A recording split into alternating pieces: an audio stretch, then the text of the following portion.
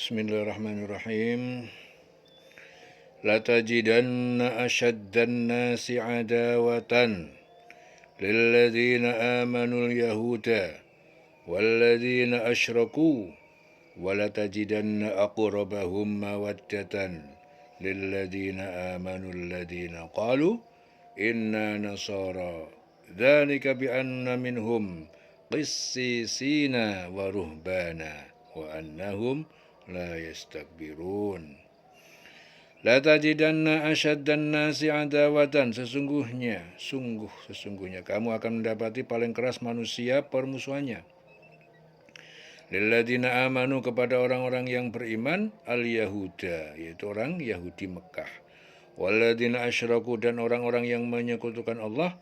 Wala tajidanna aqrabahum mawaddatan, dan kamu pasti mendapati orang yang paling dekat persahabatannya, ya, kasih sayang, mawaddah, persahabatannya, lilladzina amanu alladzina qalu inna nasara, terhadap orang yang beriman adalah orang-orang yang mengatakan inna nasara, sesungguhnya kami adalah orang Nasrani. Dzalika bi anna minhum, itu kedekatan itu dengan mukmin itu sesungguhnya karena apa? Minhum, di antara mereka, qissisina wa ruhban. Qissisin, yaitu para pemuka mereka adalah pendeta dan para rahib. Wa annahum la yastakbirun, dan bahwa mereka tidak menyombongkan diri, ya. Tidak menyombongkan diri. Jadi kamu pasti dapati orang yang paling keras permusuhannya terhadap orang yang beriman ialah orang Yahudi dan orang musyrik. Orang yang paling keras permusuhannya kepada orang yang beriman itu Yahudi dan orang musyrik. Dan pasti kamu akan dapati orang yang paling dekat persahabatannya dengan orang yang beriman, yaitu orang yang berkata, sesungguhnya kami adalah Nasrani. Yang demikian itu karena di antara mereka terdapat para pendeta dan para rahib. Juga karena mereka tidak menyombongkan diri. Ya. Jadi di sini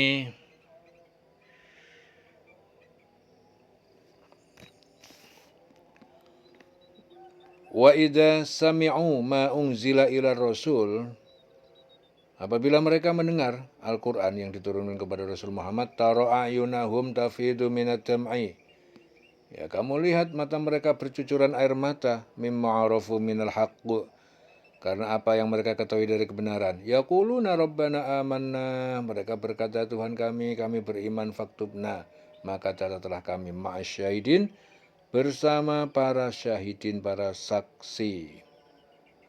Apabila mereka mendengarkan apa? Yaitu Al-Quran yang diturunkan kepada Rasul Muhammad, kamu lihat mata mereka bercucuran air mata disebabkan kebenaran yang telah mereka ketahui dari kitab-kitab mereka sendiri. Seraya berkata, ya Tuhan kami telah beriman, maka catatlah kami bersama orang-orang yang menjadi saksi atas kebenaran Al-Quran dan kenabian Muhammad. Jadi di situ Abdullah bin Zubair mengatakan bahwa kedua ayat ini diturunkan sehubungan dengan Raja Najasyi. Raja Najasyi itu penganut Nasrani, dan para teman pendetanya saat dibacakan beberapa ayat Al-Quran di hadapan mereka, air mata mereka berlinang, bercucuran. Mereka yakin dan percaya terhadap isi dan kandungan ayat-ayat Al-Quran itu. Jadi Najasyi itu, ya, Najasyi itu bisa dikatakan tabi'in, bisa juga dikatakan sebagai sahabat. Jadi hubungannya dengan Rasulullah SAW berlangsung melalui surat menyurat. Ketika beliau wafat, Nabi SAW melakukan sholat gaib untuknya. Ya, sholat yang belum pernah beliau lakukan sebelumnya. Ya, jadi pertama kali Rasulullah melakukan sholat gaib itu terhadap Raja Najasyi. Jadi dia itu Ashamah bin Abjar, ya, Ashamah bin Abjar, yang dikenal dengan sebutan An-Najasyi, ya, An-Najasyi. Jadi ayah Ashamah itu raja negeri Habasyah. dan dia tidak memiliki anak melainkan beliau. Jadi kondisi ini dipandang kurang baik untuk masa depan negeri itu. Sebagian tokoh Habasyah itu saling berbisik, raja kita hanya memiliki seorang putra, dia hanya menyusahkan, dia akan mewarisi tahta bila raja wafat mengantar kita ke arah kebinasaan. Lebih baik kita bunuh sang raja dan kita angkat saudaranya yang menjadi raja baru. Dia memiliki 12 putra yang membelanya semasa hidup dan menjadi pewarisnya bila meninggal. Dengan gencar setan membisik dan memprovokasi mereka hingga mereka membunuh raja dan mengangkat saudaranya untuk menggantikannya. Ya gini, Asamah diasuh oleh pamannya. Dia tumbuh menjadi pemuda yang cerdas, penuh semangat, ahli berargumentasi, berkepribadian luhur, yang menjadi andalan pamannya dan diutamakan lebih daripada anaknya sendiri. Namun setan kembali memprovokasi para pembesar Habasyah. Mereka kembali berembuk, di antara mereka berkata, kita khawatir bila kerajaan ini jatuh di tangan pemuda itu. Pastilah dia akan membalas dendam atas kematian ayahnya dulu. Akhirnya mereka menghadap raja dan berkata, Tuanku, kami tidak bisa merasa aman dan tentram bila Tuan belum membunuh Asamah atau menyingkirkannya dari sini. Dia telah beranjak dewasa dan kami khawatir dia akan membalas dendam. Mendengar permintaan itu, raja sangat murka dan berkata, sejahat-jahat kaum adalah kalian. Dahulu kalian membunuh ayahnya, sekarang kalian memintaku untuk membunuhnya pula. Demi Allah, aku tak akan melakukannya. Mereka berkata, kalau begitu kami akan mengasingkannya dari negeri ini. Sang raja tak berdaya menghadapi tekanan dan paksaan para pejabat yang jahat itu. Akhirnya tak lama setelah diusirnya Asamah, tiba-tiba terjadi peristiwa di luar dugaan. Jadi setelah diusir Asamah, tiba-tiba terjadi peristiwa di luar dugaan. Badai mengamuk disertai guntur dan hujan lebat. Sebatang pilar istana roboh menimpa sang raja yang sedang berduka akibat kepergian keponakannya. Beberapa waktu kemudian dia wafat. Raja Habasyah berunding untuk memilih raja baru. Mereka mengharapkan salah satu dari 12 putra raja, namun ternyata tak ada satupun dari mereka yang layak menduduki tahta. Mereka menjadi cemas dan gelisah.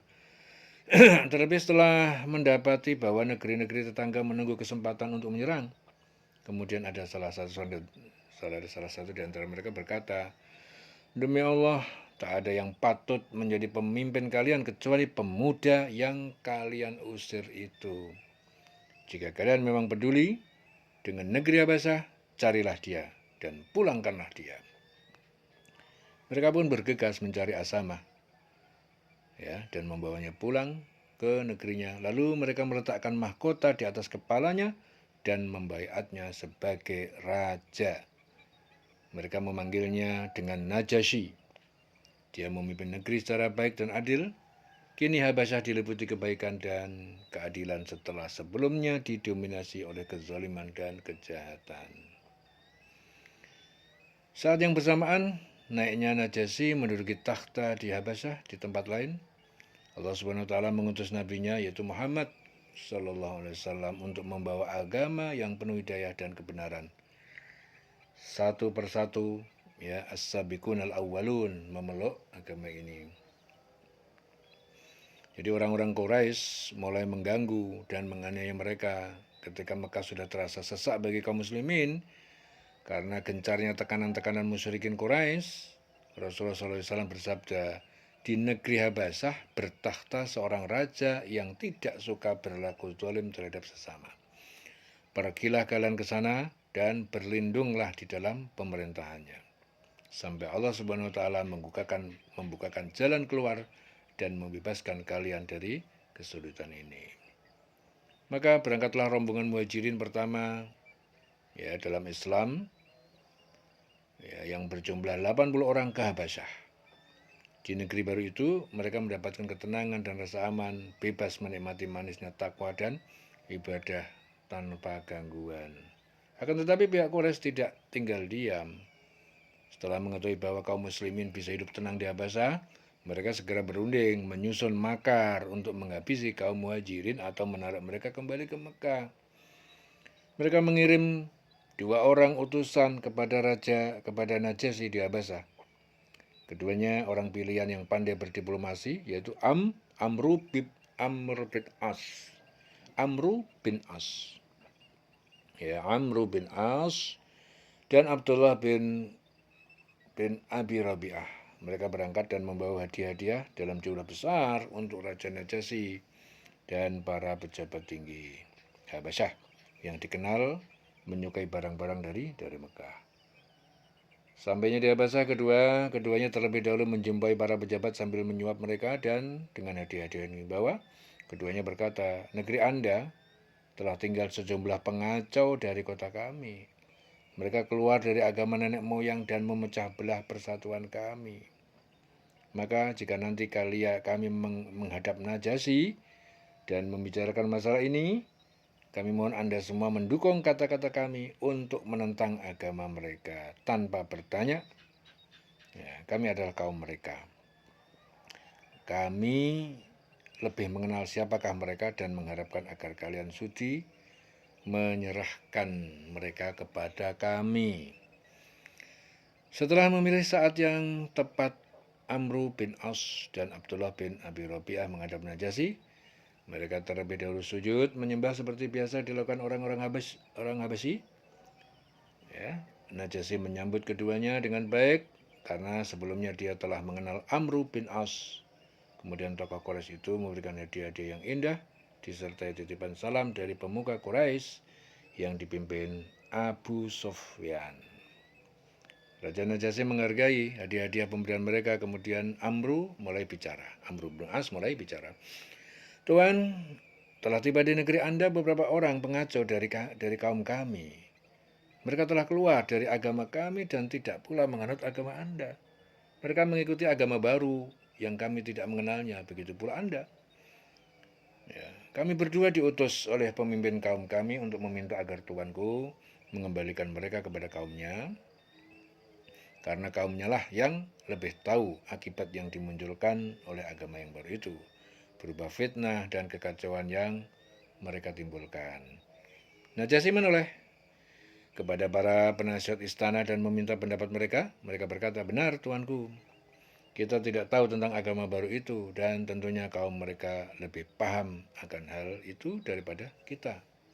Najasyi berkata, tidak, demi Allah, aku tidak akan menyerahkan mereka kepada siapapun sebelum mendengarkan keterangan mereka sendiri dan mencari tahu tentang kepercayaan mereka. Bila mereka dalam kejahatan, maka aku tidak keberatan untuk menyerahkan mereka kepada kalian. Namun kalau mereka dalam kebenaran, aku akan melindungi dan memelihara mereka selama mereka ingin tinggal di negeri ini. Demi Allah, aku tidak akan melupakan karunia Allah SWT kepada diriku yang telah mengembalikan aku ke negeri ini karena olah orang-orang yang keji. Subhanallah. Kaum muslimin yang hijrah itu pun dipanggil Najasyi ke istana. Mereka menjadi bertanya-tanya, lalu saling bertukar pikiran. Sebelum berangkat di antara mereka ada yang berkata, apa jawaban kita nanti jika ditanya tentang agama kita? Yang lain menjawab, kita katakan saja perkara yang difirmankan Allah dalam kitabnya dan kita jelaskan segala yang diajarkan Rasulullah SAW tentang Rabbnya. Berangkatlah mereka menuju istana. Di sana mereka mulai melihat Amr bin As dan Abdullah bin Abi Rabi'ah.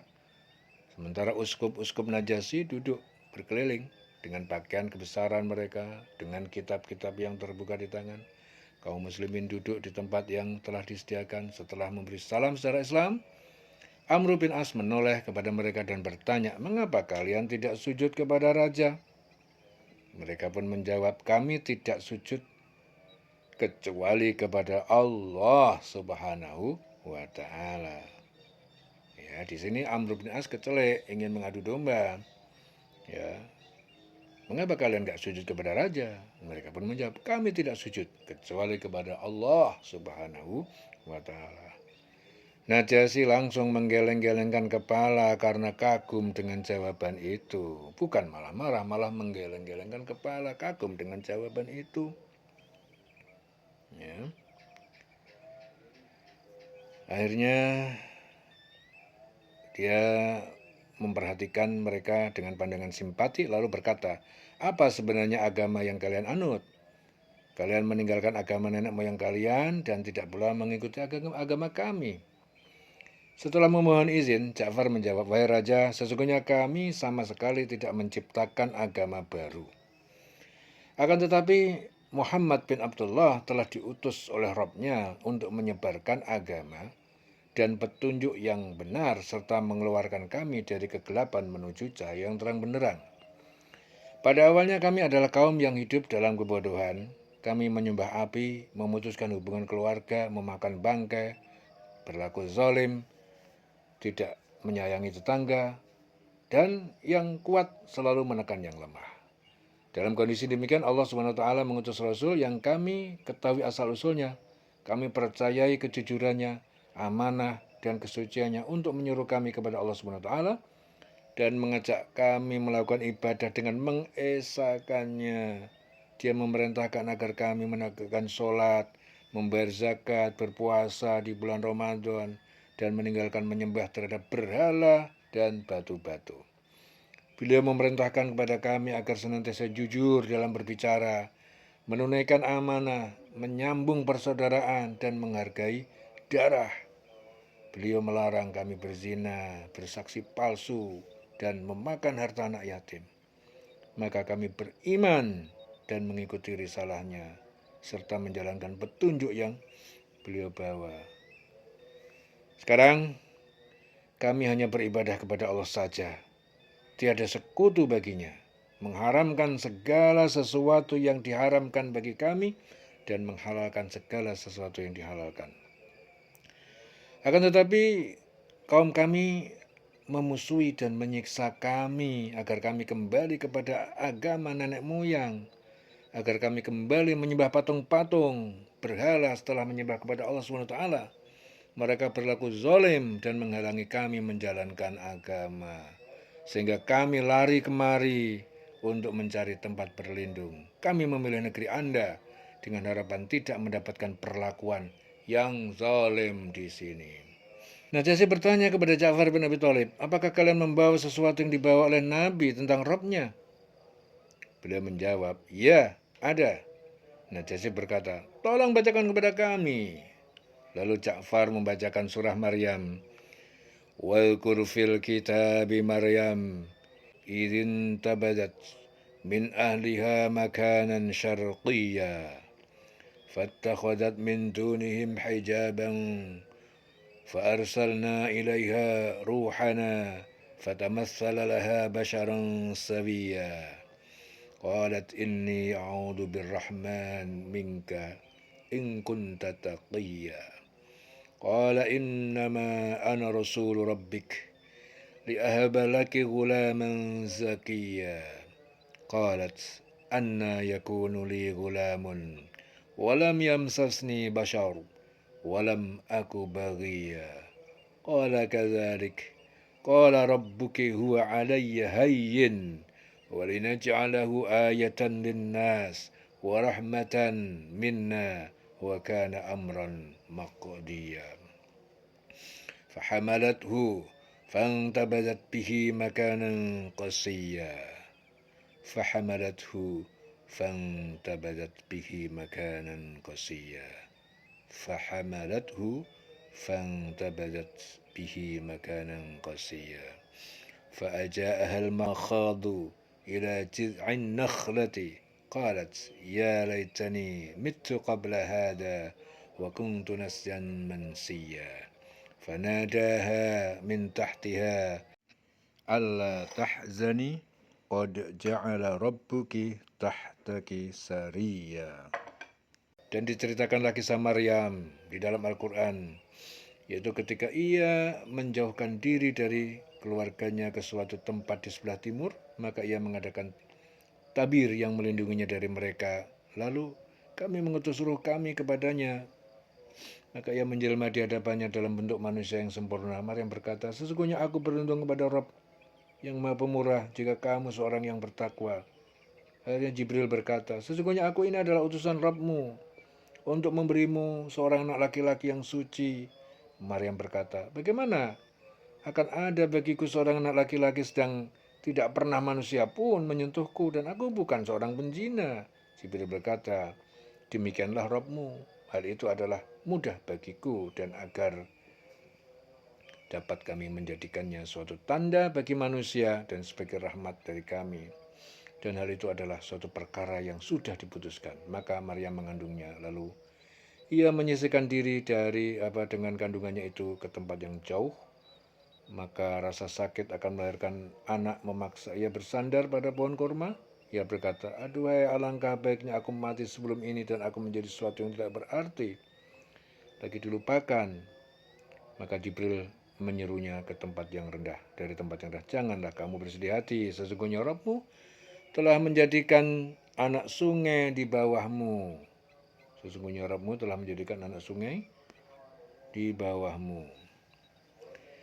Tampaklah Najasyi menangis, terharu mendengarnya. Demikian pula uskup-uskup yang hadir di situ hingga kitab-kitab mereka basah oleh tetesan air mata.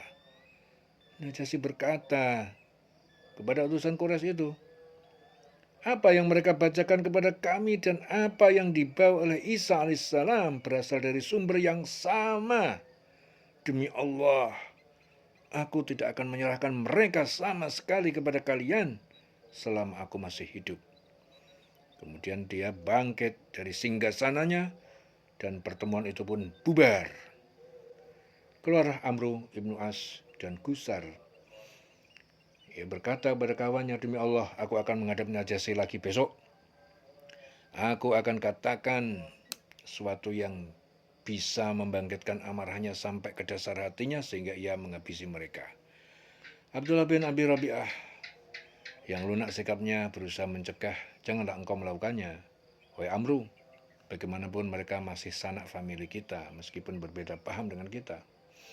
Namun Amru berkata, demi Allah, aku akan katakan bahwa mereka telah menyebutkan sesuatu yang buruk tentang Isa bin Maryam. Ya, mereka menyembunyikan sesuatu. Mereka telah menuduh Isa dan mengatakan bahwa Isa hanyalah seorang hamba.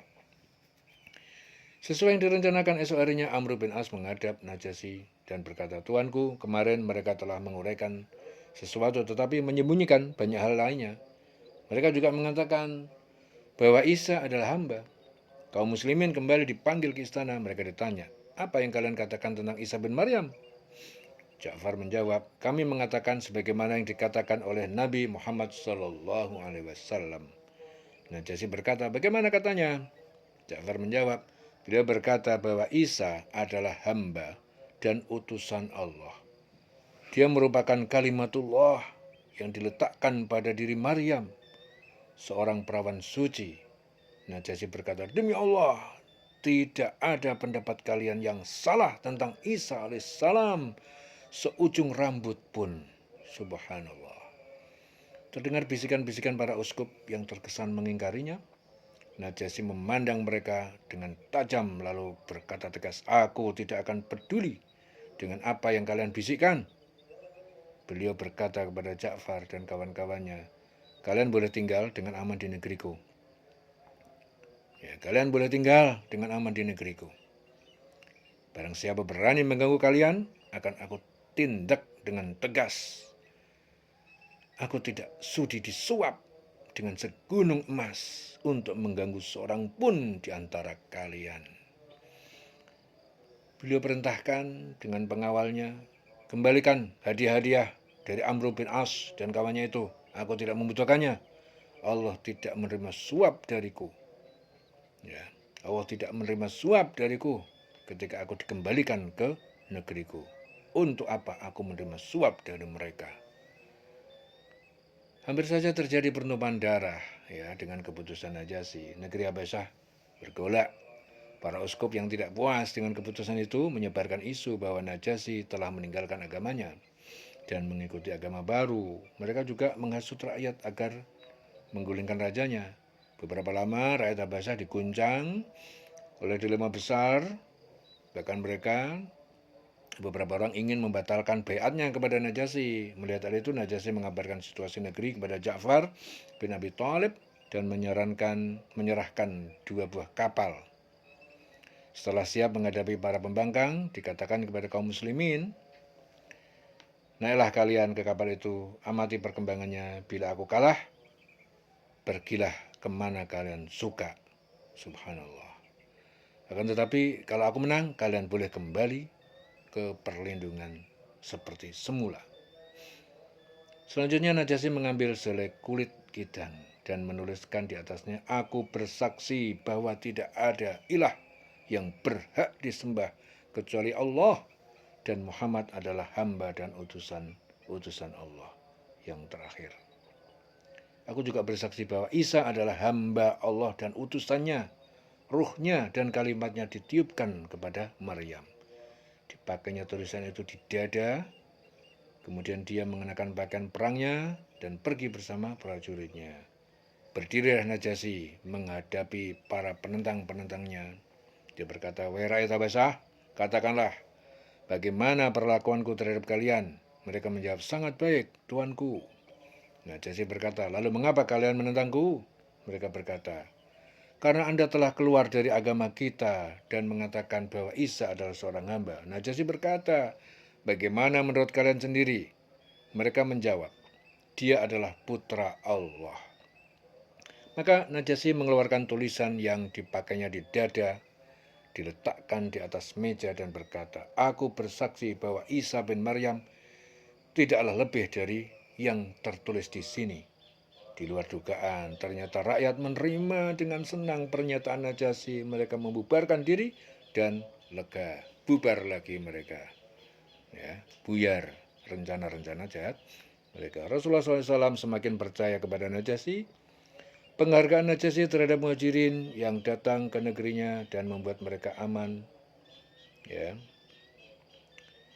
aman dalam perlindungannya, menggembirakan Nabi SAW, apalagi setelah mendengar kecondongannya kepada Islam dan keyakinannya akan kebenaran Al-Quran. Hubungan Najasyi dengan Rasulullah SAW semakin erat. Memasuki tahun 7 Hijrah, Rasulullah SAW berkehendak untuk berdakwah kepada 6 orang pemimpin negeri tetangga agar mau masuk Islam. Beliau menulis untuk mengingatkan mereka kepada iman serta menasihatkan tentang bahaya syirik dan kekufuran. Maka beliau menyiapkan 6 orang sahabat. Terlebih dahulu mereka mempelajari bahasa kaum yang hendak didatangi agar dapat menyelesaikan tugas dengan sempurna. Setelah siap, ke-6 sahabat tersebut berangkat pada hari yang sama. Di antara mereka adalah Amru bin Umayyah Ad-Damari yang diutus kepada Raja Najasyi di negeri Habasyah. Sampailah Amru bin Umayyah Ad-Damari di hadapan Najasyi. Dia memberikan salam secara Islam dan Najasyi menjawab dengan lebih indah serta menyebutnya dengan baik. Setelah dipersilakan duduk majelis Habasyah, Amru bin Umayyah memberikan surat Rasulullah kepada Najasyi dan langsung dibacanya. Di dalamnya tertulis ajakan kepada Islam, disertai beberapa ayat Al-Quran. Najasyi menempelkan surat itu di kepala dan matanya dengan penuh hormat. Setelah itu dia turun dari singgasana dan menyatakan keislamannya di depan hadirin. Selesai mengucapkan syahadat, dia berkata, kalau saja aku mampu untuk mendatangi Muhammad SAW, niscaya aku akan duduk di hadapan beliau dan membasuh kedua kakinya. Kemudian beliau menulis surat jawaban pendek kepada Rasulullah SAW yang berisi pernyataan menerima dakwahnya dan keimanan atas kenabiannya. Selanjutnya Amru bin Umayyah menyodorkan surat Nabi SAW yang kedua. Dalam surat yang kedua itu Rasulullah meminta agar Najasyi bertindak sebagai wakil untuk pernikahan beliau dengan Ramlah binti Abu Sufyan yang termasuk rombongan muhajirin ke Habasyah. Sepintas tentang Ummu Habibah, sedangkan Ramlah yang biasa dipanggil Ummu Habibah itu memiliki lika-liku hidup yang berakhir dengan kebahagiaan meski sepintas. Ramlah binti Abu Sufyan itu adalah satu penentang kepercayaan ayahnya, sang pemuka Quraisy. Dia menyatakan keimanannya kepada Allah Subhanahu wa ta'ala dan Rasulnya bersama suaminya, Ubaidullah bin Jahsy. Oleh karena itu pasangan suami istri termasuk yang mendapat gangguan dari orang-orang Quraisy. Keduanya ikut dalam rombongan Muhajirin yang berlindung kepada Najasyi Habasah demi mempertahankan dinullah. Seperti yang telah disaksikan para Muhajirin, mendapat pelayan yang baik, jaminan keamanan dari Najasyi sehingga terbayang dalam angan Ummu Habibah bahwa semua deritanya akan segera berlalu. Dia tidak tahu perihal sesuatu yang disembunyikan takdir untuknya. Allah SWT berkehendak menguji Ummu Habibah dengan ujian berat yang mampu mengguncang akal. Tidak disangka Ubaidullah bin Jas menjadi murtad. Dia masuk agama Nasrani dan berbalik memusuhi Islam serta kaum muslimin. Ya, pekerjaannya hanya duduk-duduk di tempat maksiat dan menjadi pemabuk berat. Bahkan dia memberikan tawaran kepada Ummu Habibah ikut agama Masehi seperti dirinya atau diceraikan.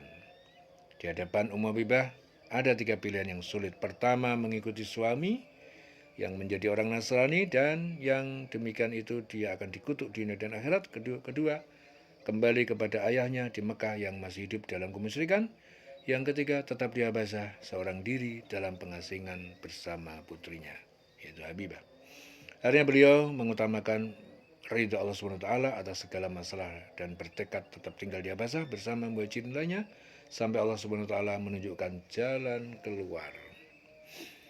Tak lama berselang, beliau merasakan duka cita, suaminya mati dalam keadaan mabuk. Setelah masa iddahnya habis, datanglah pertolongan Allah. Pagi itu amat cerah saat terdengar suara ketukan pintu depan Ummu Habibah. Dibuka seorang wanita utusan Najasyi, memberi salam berkata, "Tuanku Najasyi mengirimkan salam untuk Anda dan berpesan bahwa Muhammad Rasulullah SAW telah meminang Anda." Baginda Najasyi ditunjuk sebagai wakil untuk akad nikahnya. Maka bila Anda menerima pinangan itu, bersiaplah segera menunjuk pihak yang menjadi wali Anda. Betapa tidak terukur kebahagiaan Ummu Habibah. Beliau berkata kepada utusan tersebut, "Semoga Anda mendapatkan bagian dari Allah. Semoga Anda mendapatkan kebahagiaan dari Allah." Kemudian Ummu Habibah berkata, "Aku menunjuk Khalid bin Sa'id bin Aus sebagai waliku."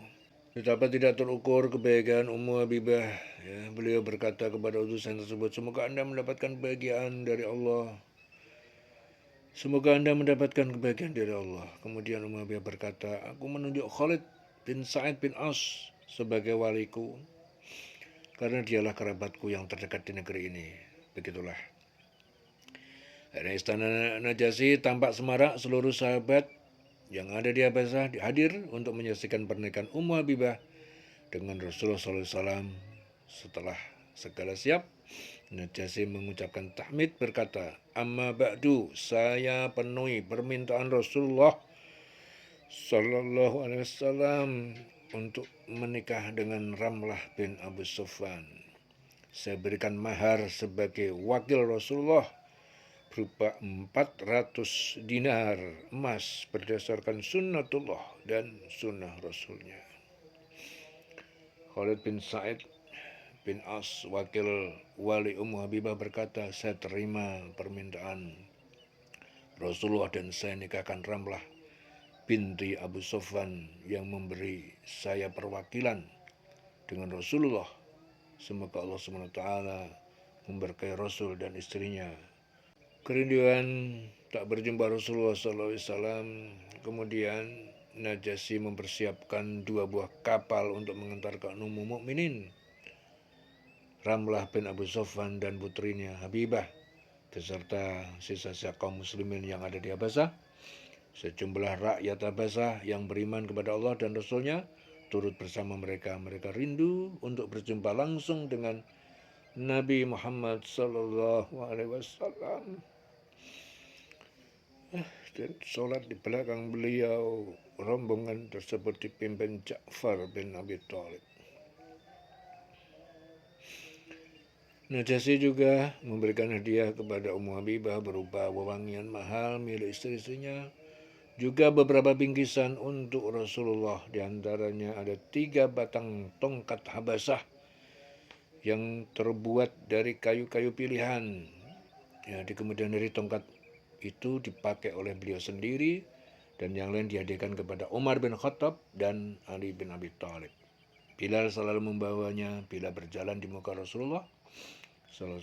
Tongkat tersebut juga biasa didirikan di hadapan Nabi sebagai sutrah ketika ditegakkan sholat, yakni tak kalah tempat-tempat yang tidak ada masjid atau bangunan selainnya, atau dalam perjalanan sholat-sholat id dan sholat istiqomah.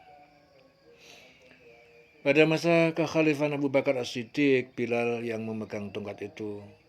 Lalu pada zaman Umar bin Khattab, Utsman bin Affan, tongkat tersebut beralih ke tangan Sa'ad bin Sa'ad Al-Qarazi. Begitu seterusnya, berganti setiap bergantian khalifah. Ada juga hadiah perhiasan-perhiasan, diantaranya ada cincin emas. Nabi SAW menerimanya tetapi tidak dipakai sendiri, melainkan diberikan kepada Umamah, cucu putri beliau. Zainab, pakailah ini, wahai cucuku. Ya, tidak berselang lama sebelum Fathu Mekah, Najasyi wafat. Rasulullah SAW memanggil para sahabat untuk melakukan sholat gaib. Ya, pada Rasul SAW belum pernah sholat gaib sebelum kematian Najasyi dan tidak pula setelahnya. Setelah Allah meridhoi Najasyi dan menjadikan surganya yang kekal sebagai tempat kembalinya, sungguh dia telah menguatkan kaum muslimin saat mereka lemah, memberikan rasa aman saat mereka ketakutan, dan dia melakukan hal-hal itu semata karena Allah, mencari ridha Allah Subhanahu wa ta'ala. Ya, selesai. Najasyi, ya, Raja Najasyi, Raja Habasyah, ya, di lereng Sulawesi urip.